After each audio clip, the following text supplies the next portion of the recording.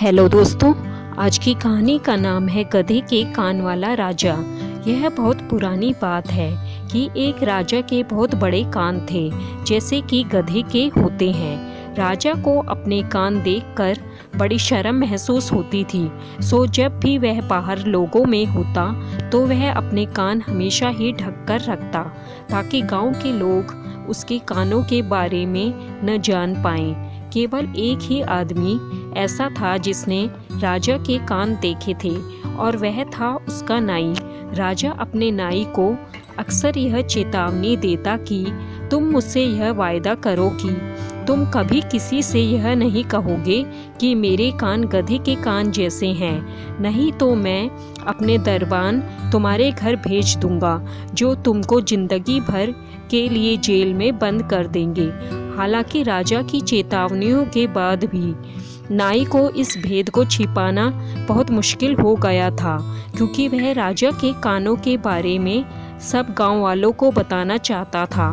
पर फिर भी बार बार राजा की चेतावनी उसके दिमाग में घूम जाती, इसलिए कई साल तक वह इस भेद को छिपाए रहा। पर एक दिन तो उसकी यह इच्छा हद पार कर गई। एक सुबह जब वह नाई सोकर उठा तो उसको लगा कि अब वह यह भेद नहीं रख सकता। उसको इसे किसी न किसी से तो कहना तो था ही। सो वह कपड़े पहनकर तैयार हुआ और गांव के बाहर खेतों की तरफ चल दिया, जहां वह सोचता था कि वह अकेला ही होगा। वहां उसने घास लगा एक जमीन का टुकड़ा देखा और वहां उसे हाथ से खोदना शुरू किया। धीरे धीरे वह गड्ढा काफ़ी गहरा कर लिया। जब वह अपने काम से संतुष्ट हो गया तो वह उस गड्ढे के ऊपर झुका और अपनी सबसे तेज आवाज़ में चिल्लाया, राजा के गधे जैसे कान हैं, राजा के गधे जैसे कान हैं। एक बार जब नाई ने राजा का भेद चिल्लाकर बोल दिया तो उसके दिल का बोझ काफ़ी हल्का हो गया। इसके बाद उसने वह गड्ढा उस खोदी हुई मिट्टी और घास से ढक दिया और अपने घर वापस आ गया। उसको यह विश्वास था कि उसने राजा के विश्वास को नहीं तोड़ा था, क्योंकि उसने राजा का भेद किसी को नहीं कहा था। इसके बाद कई साल गुजर गए। कई साल बाद वहाँ उस गड्ढे के पास एक स्कूल बना और उस गड्ढे के चारों तरफ उस स्कूल का खेल का मैदान बना, जहाँ उस स्कूल के बच्चे खेलते। एक दिन जब बच्चे उस खेल के मैदान में खेल रहे थे तो एक छोटे बच्चे ने वहाँ घास और मिट्टी के नीचे एक गड्ढा छिपा देखा। बच्चे ने तुरंत ही वहाँ की घास और मिट्टी हटाई तो उस गड्ढे में से एक बहुत जोर की आवाज़ निकली, राजा के गधे जैसे कान हैं, राजा के गधे जैसे कान हैं। उसे सारे बच्चों ने सुना।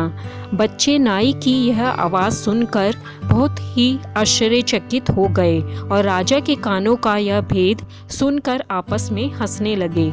उस दिन जब वे स्कूल से घर वापस लौटे तो उन्होंने यह भेद अपने माता पिता से कहा। माता पिता ने यह भेद अपने परिवार के दूसरे संबंधियों से कहा और फिर उन परिवारों ने दूसरे परिवारों से कहा, राजा के गधे जैसे कान हैं, राजा के गधे जैसे कान हैं। कह कह कर वे आपस में बात करते रहे और हंसते रहे। बहुत जल्दी ही गांव भर में यह बात सब लोग जान गए कि राजा के गधे जैसे कान हैं, और वे यह सोच सोच कर हंसते रहे कि राजा सब लोगों के बीच में अपने कान ढक कर क्यों रखता था। खैर, फिर इस बात को राजा को भी जानने में बहुत देर नहीं लगी कि गांव में सब लोग जान गए थे कि राजा के गधे जैसे कान हैं। इस बात को जानकर राजा को बहुत शर्मिंदगी हुई और बहुत गुस्सा भी आया। राजा को याद आया कि उसके कानों के बारे में केवल एक ही आदमी जानता था और वह था उसका नाई। बस उसने तुरंत ही अपने दरबान को नाई को पकड़कर जेल में बंद कर देने के लिए उसके घर भेजे। दरबान भी तुरंत ही नाई के घर गए, उसको पकड़कर लाए और लाकर उसको जेल में बंद कर दिया। अब वहाँ उसको अपनी पूरी जिंदगी जेल में काटनी पड़ेगी। नाई ने राजा से बहुत प्रार्थना की कि वह उसको छोड़ दे। पर राजा ने नाई से कहा, तुमने मुझसे वायदा किया था कि तुम मेरा यह भेद किसी से नहीं कहोगे, पर तुमसे यह भेद छिपाए नहीं छिपाया गया। मैंने तुम्हारे ऊपर विश्वास किया और तुमने मुझे धोखा दिया।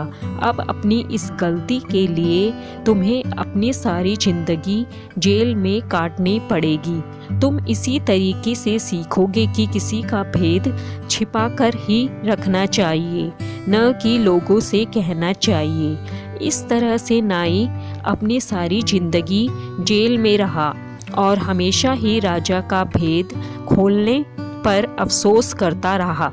दोस्तों, आपको यह कहानी पसंद आई तो प्लीज़ इसको लाइक, शेयर और सब्सक्राइब करना ना भूलें।